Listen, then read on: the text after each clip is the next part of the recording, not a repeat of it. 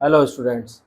Today we will discuss about the working operation of an NMOS. NMOS मतलब N channel enhancement type MOSFET. तो इसका construction कैसे होता है, कैसे ये बनाया जाता है, वो सारी चीज़ें हम लोग प्रीवियस वीडियो में डिस्कस कर चुके हैं, प्रीवियस लेक्चर में। आप चाहे तो उसको रिफ़र कर सकते हैं, वो वीडियो चैनल पे मैंने डाला हुआ है और आई बटन में इसका लिंक भी डाला हुआ है।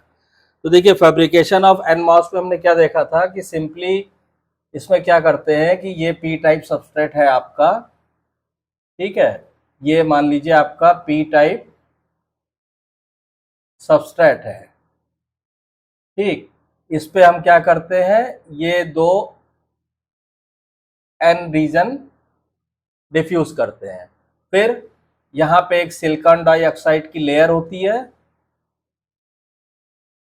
जो गेट टर्मिनल का काम करती है, ठीक है। ये चीज हम लोग लास्ट लेक्चर में डिस्कस कर चुके हैं।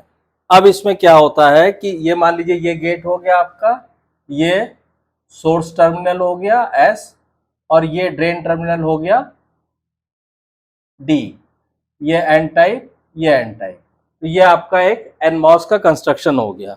अब इसमें क्या होता है कि जैसे हम लोग देख चुके हैं कि इन दो N रीजन में आपस में कोई कनेक्टिविटी नहीं होती है, और इनके बीच में जो पी सबस्ट्रेट है ये very high input impedance provide करता है, ठीक है।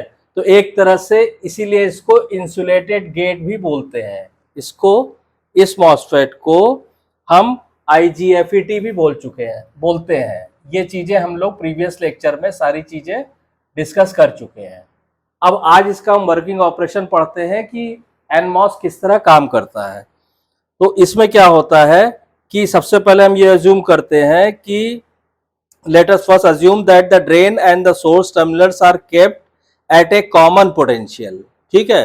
पहले हम क्या करते हैं कि गेट और सोर्स टर्मिनल को एक कॉमन पोटेंशियल पे रखते हैं। मान लीजिए हमने गेट और सोर्स को, ठीक है, एक हमने यहाँ पे ये बैटरी अप्लाई कर दिया, इसको यहाँ पे अर्थिंग कर दी हमने। ये हमारा एक बैटरी अप्लाई हो गई गेट और सोर्स पोटेंशियल पे, गेट और सोर्स टर्मिनल पे, और इसको जनरली रिप्रेजेंट करते हैं VGS से, VGS, क्लियर।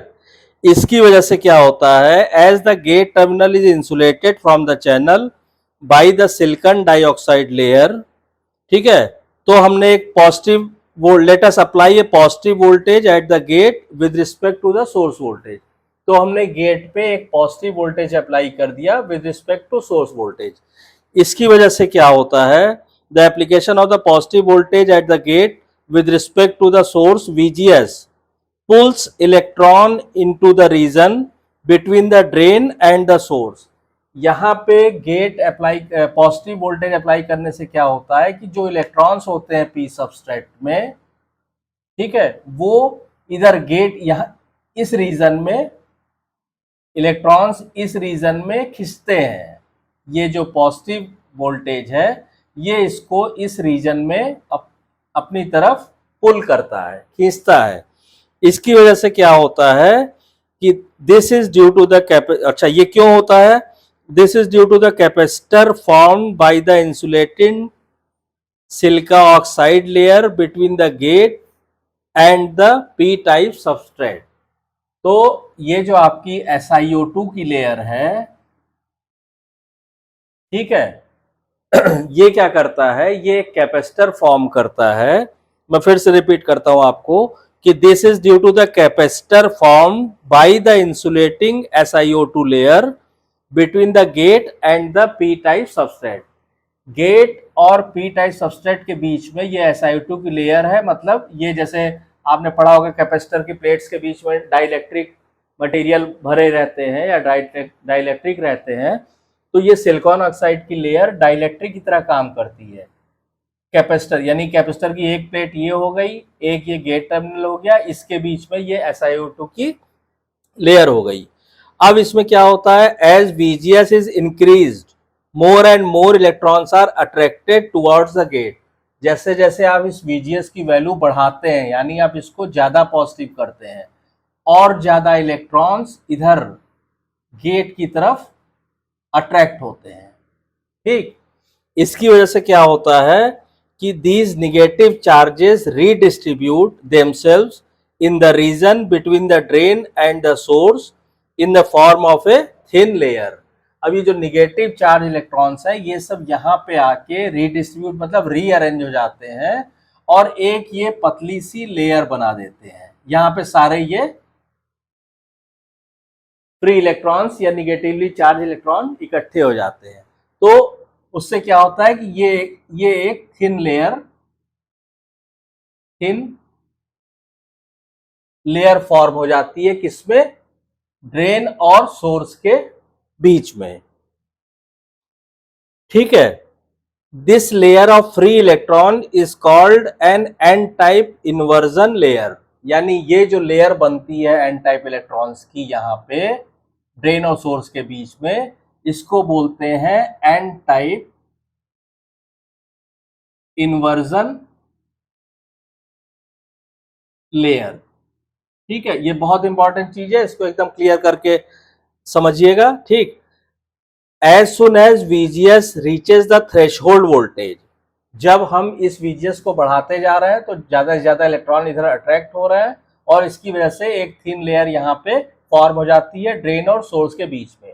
उसके बाद क्या होता है कि जब इसको हम और इंक्रीज कर रहे हैं तो जब VGS अपने थ्रेशहोल्ड वोल्टेज पे पहुंचता है, ठीक, थ्रेशहोल्ड वोल्टेज पहुंचने से क्या होता है, the entire region between the drain and the source gets filled with electron.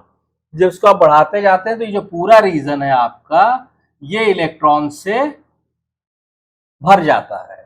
ठीक, और thus a channel has been induced in the P region just below the gate. The channel now connects the drain to the source. तो इसकी वजह से क्या होता है कि भाई ये एन टाइप था ड्रेन, ये एन टाइप था सोर्स, और ये चूंकि यहाँ पे भी सब फ्री इलेक्ट्रॉन सारे निगेटिव चार्ज फ्री इलेक्ट्रॉन इकट्ठे हो गए, तो एक तरह से ये जो लेयर है ये पूरा एक चैनल की तरह काम करती है। ठीक है, यानी ड्रेन और सोर्स में एक कनेक्शन एस्टेब्लिश हो जाता है। ठीक, the formation of the channel increases the conductivity of the region between the drain and the source and consequently it allows the current to flow from the drain towards the source when the drain is held at higher potential than the source. तो अब ये एक रास्ता बन जाता है drain से source की तरफ फ्लो करने के लिए इलेक्ट्रॉन को, क्योंकि ये एक माध्यम बन गया।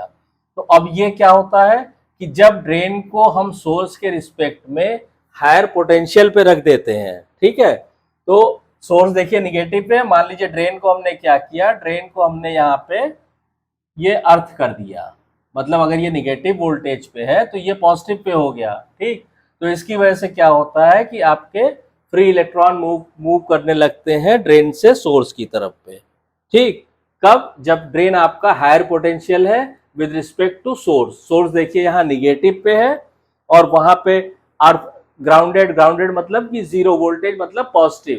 ठीक, तो जब ड्रेन जो है पॉजिटिव पोटेंशियल पे हो जाता है with respect to source, then free electrons starts moving from drain to source and a current flows. Clear.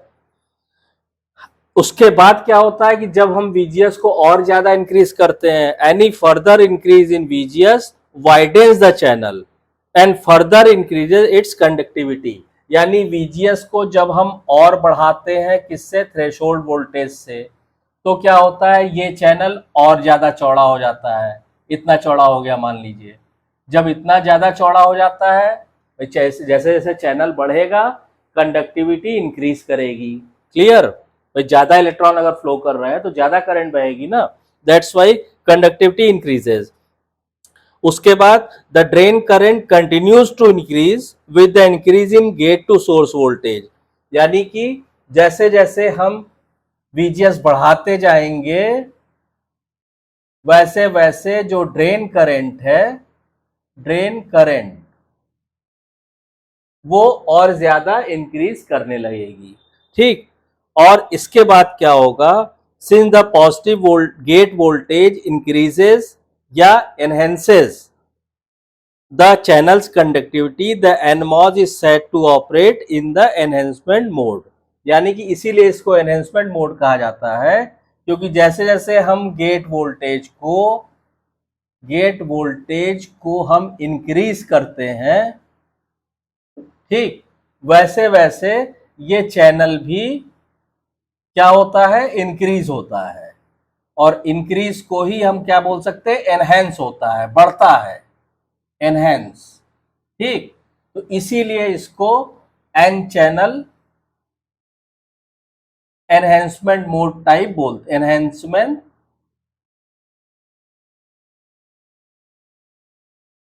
Enhancement mode FET बोलते हैं।